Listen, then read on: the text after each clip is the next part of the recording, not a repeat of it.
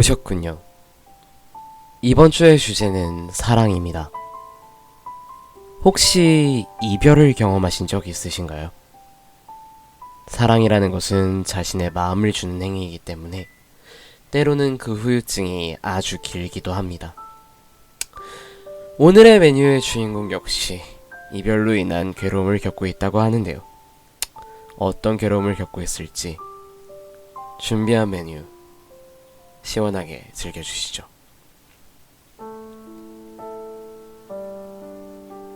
(5년간) 사귄 여자가 있었습니다. 5년이라는 세월은 지금 와서 생각해보면 길다면 길고 짧다면 짧은 기간이었습니다. 4년째가 지날 무렵부터 여자친구는 결혼 이야기를 꺼내기 시작했습니다.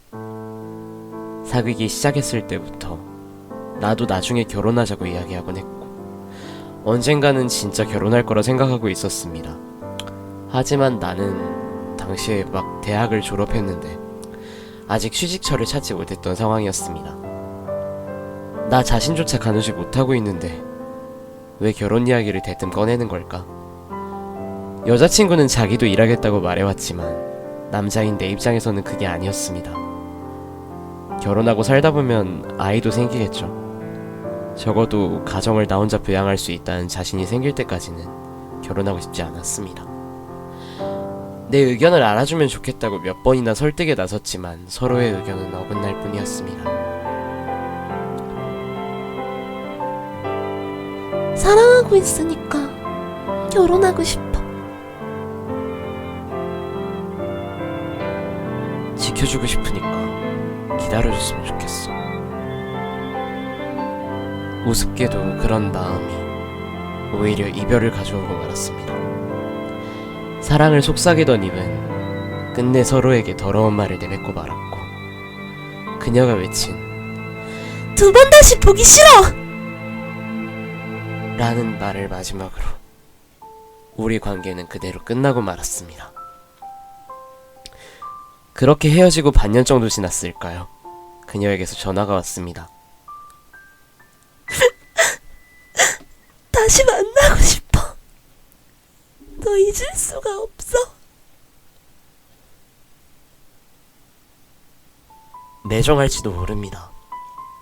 하지만 마지막에 터지고 말았던 큰 싸움 탓에 나는 완전히 정남이가 떨어졌던 차였습니다. 관계를 회복할 생각이 없다고 말한 다음에 나는 전화를 끊어버렸습니다. 4일 뒤 다시 전화가 왔습니다. 한 번만 만나주면 안 돼? 만나서 얼굴을 보고 나면 마음이 움직일 거라 여긴 거겠죠. 그래요. 저는 우유부단하고 결정을 잘 못 내리는 성격이라서 사귀고 있을 때는 모든 결정은 여자친구가 다 하곤 했습니다. 그런 내 성격을 잘 알고 있었기 때문에 그런 제안을 했던 거겠죠. 물론 거절했습니다. 다음 전화는 이틀 뒤였습니다. 세 번째나 전화를 받으니까 슬슬 기분이 나빠지더라고요. 전화기에 여자친구 이름이 뜨는 것도 보기 싫어서 쿠션 아래 핸드폰을 던져놓고는 없는 척 하기로 했습니다. 진동이 다 울리고 멈췄나 싶으면 또 전화가 걸려왔습니다. 몇 번이고 몇 번이고 또 몇 번이고 몇 번이고 견딜 수 없어서 큰맘 먹고 핸드폰을 집어드니까 부재중 통화가 30통이 넘게 찍혀있었습니다. 이쯤 되니까 기분이 나빠서 견딜 수가 없더라고요. 뭐라고 한마디 해줄 생각으로 통화 버튼을 딱 누르는 순간 왜 안 받는 거야? 귀에 전화기를 채 대지 않아도 들릴 정도로 심한 절규였습니다. 한심한 이야기지만 그 소리를 듣는 순간 분노가 순식간에 사라지더라고요. 그녀의 분노를 가라앉혀야겠다는 생각뿐이었습니다. 문득 떠오른 거짓말을 그대로 말했습니다. 핸드폰을 잊어버리고 나갔다가 지금 막 돌아왔다고. 그리고 가능한 한 상냥한 목소리로 너 방금 돌아왔는데 왜 그래?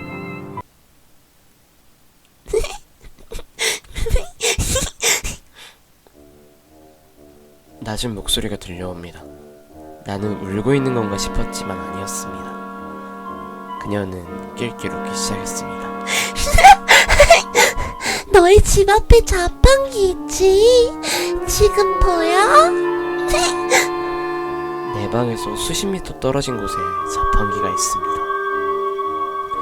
무슨 소리를 하는 것까 싶어서 창밖을 내다본 순간 손에서 휴대폰이 미끄러져 떨어졌습니다. 그녀가 귀신 같은 얼굴을 한 채 눈물을 흘리면서 웃고 있었습니다. 사귀던 5년간 한 번도 보지 못했던 얼굴이었습니다. 아니, 한 번이라도 봤으면 그때 이별을 고했을 겁니다.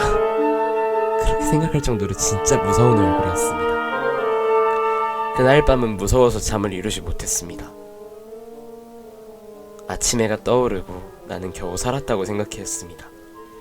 상쾌한 공기를 마시고 밝은 햇빛을 받으면 마음이 달라질 거라 여겼죠. 살짝 커튼을 열고 밖을 내다봤지만 자판기 쪽엔 아무도 없었습니다. 안심하고 커튼을 활짝 열었습니다.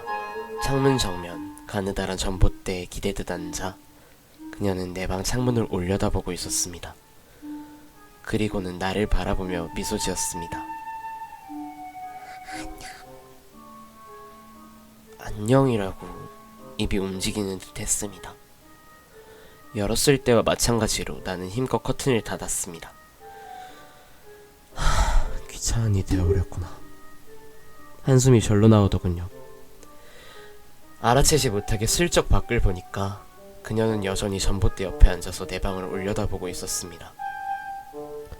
집에는 일주일 정도 버틸 식량이 있었습니다. 그래, 너라도 배는 고프겠지. 목은 마를 거고 화장실은 가고 싶겠지. 그리고 틈을 봐서 방을 나온 다음에 당분간 친구네 집을 돌아다니면서 묵을 작정으로 짐을 쌌습니다. 하지만 그녀는 움직이지 않았습니다. 혹시 내가 들여다보지 않을 때만 볼일을 보는 건지도 모르겠습니다만 내가 볼 때는 늘 거기 있었습니다. 사흘이 지났을 때 그녀의 모습이 보이지 않았습니다. 다행이다. 그리고 방을 나오려다가 현관문을 보고 우뚝 멈춰섰습니다. 우편물 구멍이 기묘한 형태로 열려 있었습니다. 신문 정도만 들어올 수 있게 열리는 타입이라 다행이었습니다. 90도로 돌아가서 열리는 타입이었다면 나는 거기서 그녀와 눈이 마주치고 말았을 테니까요. 더 열기 위해 손가락이 발버둥치고 있었습니다. 저기 들여보내줘. 이야기를 하자. 그렇게 서로 사랑했었잖아. 한 번만 더 이야기를 하자. 뇌리에 떠오른 것은 오랜 세월 봐왔던 사랑스러운 웃는 얼굴이 아니었습니다. 자판기 옆에 귀신 같은 얼굴만 떠오를 뿐 나는 머리까지 이불을 뒤집어 쓰고 미친듯이 벌벌 떨었습니다. 그럼에도 몇 시간 정도는 잠을 자고 말았던 것 같습니다. 정신을 차린 다음에 조심스레 이불 밖으로 얼굴을 내밀고 가만히 현관문을 바라봤습니다.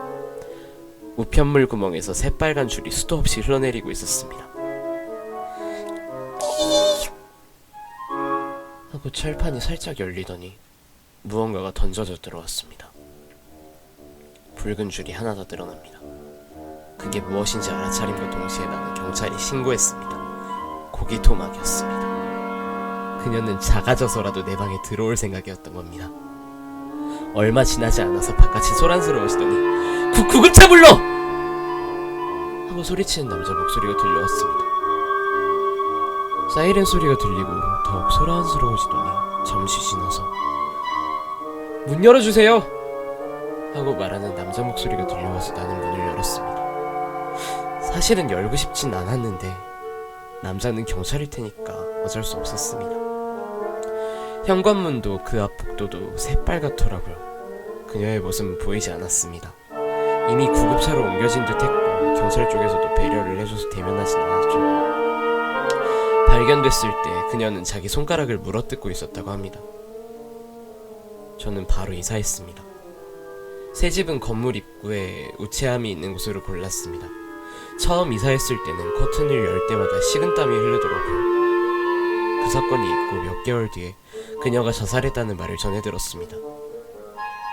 솔직히 그래선 안 되는데 안심했습니다. 안 됐다 싶었지만 안도하는 마음이 더 강했죠. 어느덧 내 마음도 안정을 찾고 얼마 지나지 않아서 새 여자친구도 생겼습니다. 그 무렵부터였을까요? 불규칙하게 소리가 들리게 되었습니다. 현관문에서요. 다른 곳으로 가도 소리는 들려옵니다. 이제 노이르즈 증상까지 생겨서 여자친구와도 헤어졌습니다. 그러고 나니까 소리가 멎더라고요. 다시 시간이 흘러서 그건 기분 탓이었으리라 여기고 다음 여자친구를 만났습니다.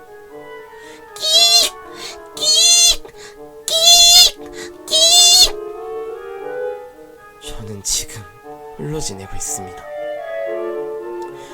결혼은 평생 할 수 없겠죠.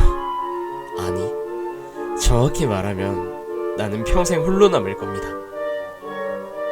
아직도 그녀가 문 앞에서 스스로를 작게 잘라내고 있으니까.